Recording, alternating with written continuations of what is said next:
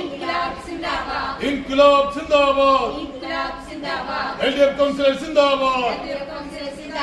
LDF councillor സിന്ദാബാദ്. കിടപ്പ് രോഗികളോടുള്ള അവഗണന അവസാനിപ്പിക്കുക. വണ്ടി ഉടൻ വാങ്ങുക.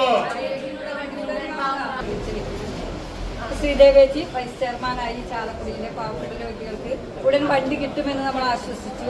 ശ്രീദേവേച്ചി പണം നൽകിയിട്ട് ഇപ്പോൾ 3.5 മാസം കഴിഞ്ഞു. ചെക്ക് മാറിയിട്ട് 3.5 മാസം കഴിഞ്ഞു. ഇതുവരെ വണ്ടിയോ ഇല്ല, ഒന്നുമില്ലാത്ത അവസ്ഥയാണ്. അതിനെതിരെയാണ് ഇത്തരം ഒരു ഭരണം നടത്തപ്പെടുന്നത്. പാവപ്പെട്ട രോഗികളോടുള്ള ചാലക്കുടി നഗരസഭയുടെ ഈ അവഗണന ഒഴിവാക്കണം.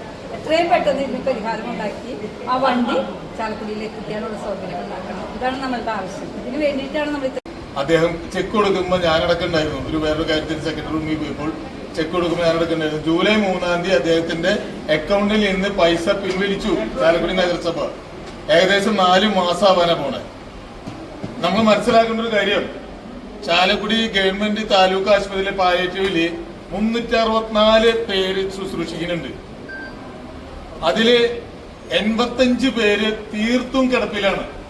കിടപ്പ് രോഗികൾ, അതായത് കട്ടിൽ നിന്നൊന്നും അനങ്ങാൻ പോലും സാധിക്കാത്തൊരു രീതിയിലാണ്. ഈ പാലിയേറ്റീവിന്റെ ആളുകൾ ചെന്നാൽ മാത്രമാണ് അവരെ ശുശ്രൂഷിക്കുന്നവർക്കും ആ രോഗിക്കും ഒരു ആശ്വാസമാകുന്നത്. അത് മനസ്സിലാക്കാൻ കഴിവില്ലാത്ത നഗരസഭയാണ്. ഒച്ചിന്റെ വേഗതയിലാണ് ഇപ്പൊ ചാലക്കുടി നഗരസഭ.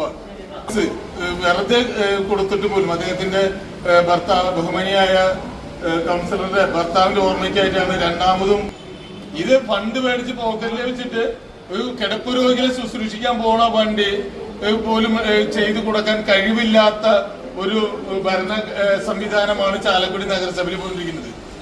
ഇന്നത്തെ വൈസ് ചെയർമാൻ അന്ന് ചാലക്കുടിക്ക് വേണ്ടി ഒരു ആംബുലൻസ്, മിനി ആംബുലൻസ്, അതായത് ഒരു ഒമിനി വാൻ സ്പോൺസർ ചെയ്തിട്ടുണ്ടായിരുന്നു. ആ വണ്ടിയാണ് ചാലക്കുടി താലൂക്ക് ആശുപത്രിക്ക് അന്ന് കൊടുത്തിട്ടുള്ളത്. ഏകദേശം ഒരു 10-12 വർഷം ആയിട്ടുള്ളൂ, 13 വർഷം ആയിട്ടുണ്ടാവും. ആ വണ്ടി ഇപ്പോ യന്ത്ര തകരാറും പിന്നെ മറ്റുള്ള യാത്രയ്ക്കെല്ലാം